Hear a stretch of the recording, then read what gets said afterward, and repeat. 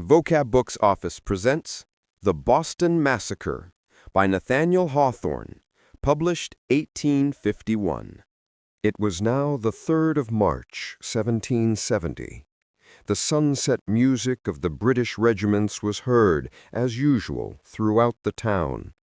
The shrill fife and rattling drum awoke the echoes in King Street, while the last ray of sunshine was lingering on the cupola of the townhouse. And now all the sentinels were posted. One of them marched up and down before the custom-house, treading a short path through the snow and longing for the time when he would be dismissed to the warm fireside of the guard-room. Meanwhile, Captain Preston was perhaps sitting in our great chair before the hearth of the British coffee-house. In the course of the evening, there were 2 or 3 slight commotions, which seemed to indicate that trouble was at hand. Small parties of young men stood at the corners of the streets or walked along the narrow pavements. Squads of soldiers who were dismissed from duty passed by them shoulder to shoulder with the regular step which they had learned at the drill.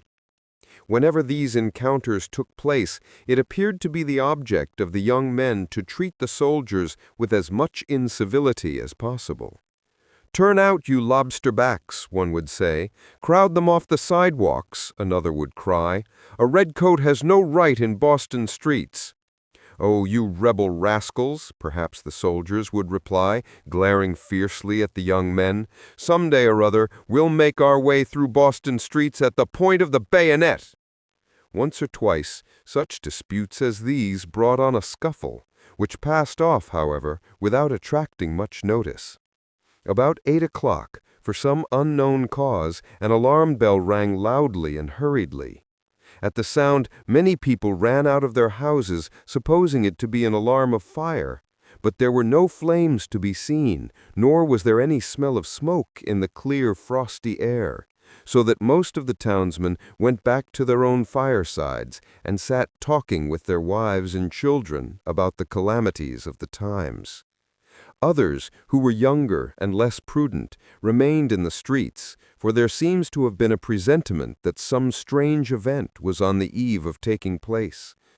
Later in the evening, not far from 9 o'clock, several young men passed by the townhouse and walked down King Street. The sentinel was still on his post in front of the custom-house, pacing to and fro, while, as he turned, a gleam of light from some neighboring window glittered on the barrel of his musket. At no great distance were the barracks and the guard-house, where his comrades were probably telling stories of battle and bloodshed.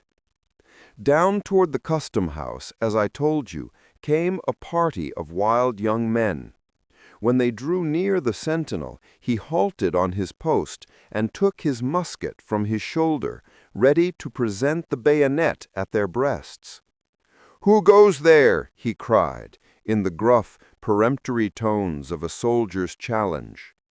The young men, being Boston boys, felt as if they had a right to walk their own streets without being accountable to a British redcoat, even though he challenged them in King George's name. They made some rude answer to the sentinel. There was a dispute, or perhaps a scuffle. Other soldiers heard the noise and ran hastily from the barracks to assist their comrade. At the same time, many of the townspeople rushed into King Street by various avenues and gathered in a crowd round about the custom-house. It seemed wonderful how such a multitude had started up all of a sudden. The wrongs and insults which the people had been suffering for many months now kindled them into a rage. They threw snowballs and lumps of ice at the soldiers. As the tumult grew louder, it reached the ears of Captain Preston, the officer of the day. He immediately ordered 8 soldiers of the main guard to take their muskets and follow him. They marched across the street, forcing their way roughly through the crowd and pricking the townspeople with their bayonets. A gentleman, it was Henry Knox, afterwards general of the American artillery, caught Captain Preston's arm. "For heaven's sake, sir," exclaimed he, "take heed what you do, or here will be bloodshed." "Stand aside," answered Captain Preston haughtily. "Do not interfere, sir. Leave me to manage the affair." Arriving at the sentinel's post, Captain Preston drew up his men in a semicircle, with their faces to the crowd and their rear to the custom-house. When the people saw the officer and beheld the threatening attitude with which the soldiers fronted them, their rage became almost uncontrollable. "Fire, you lobster-backs!" bellowed some. "You dare not fire, you cowardly redcoats!" cried others. "Rush upon them!" shouted many voices. "Drive the rascals to their barracks! Down with them! Down with them! Let them fire if they dare!" Amid the uproar, the soldiers stood glaring at the people with the fierceness of men whose trade was to shed blood. Oh, what a crisis had now arrived! Up to this moment, the angry feelings between England and America might have been pacified. England had but to stretch out the hand of reconciliation and acknowledge that she had hitherto mistaken her rights, but would do so no more. Then the ancient bonds of brotherhood would again have been knit together as firmly as in old times. The habit of loyalty, which had grown as strong as instinct, was not utterly overcome. The perils shared, the victories won in the old French war, when the soldiers of the colonies fought side by side with their comrades from beyond the sea, were unforgotten yet. England was still that beloved country which the colonists called their home. King George, though he had frowned upon America, was still reverenced as a father. But should the king's soldiers shed one drop of American blood, then it was a quarrel to the death. Never, never would America rest satisfied until she had torn down the royal authority and trampled it in the dust. "Fire, if you dare, villains!" hoarsely shouted the people, while the muzzles of the muskets were turned upon them. "You dare not fire!" They appeared ready to rush upon the leveled bayonets. Captain Preston waved his sword and uttered a command which could not be distinctly heard amid the uproar of shouts that issued from 100 throats. But his soldiers deemed that he had spoken the fatal mandate: "Fire!" The flash of their muskets lighted up the street, and the report rang loudly between the edifices. It was said, too, that the figure of a man with a cloth hanging down over his face was seen to step into the balcony of the custom-house and discharge a musket at the crowd. A gush of smoke had overspread the scene. It rose heavily, as if it were loath to reveal the dreadful spectacle beneath it. 11 of the sons of New England lay stretched upon the street. Some, sorely wounded, were struggling to rise again. Others stirred not, nor groaned, for they were past all pain. Blood was streaming upon the snow, and that purple stain in the midst of King Street, though it melted away in the next day's sun, was never forgotten nor forgiven by the people. Grandfather was interrupted by the violent sobs of little Alice. In his earnestness, he had neglected to soften down the narrative so that it might not terrify the heart of this unworldly infant.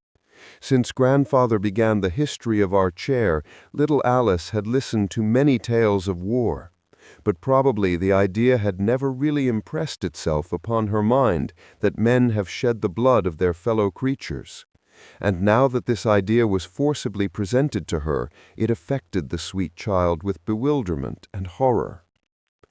"I ought to have remembered our dear little Alice," said Grandfather reproachfully to himself.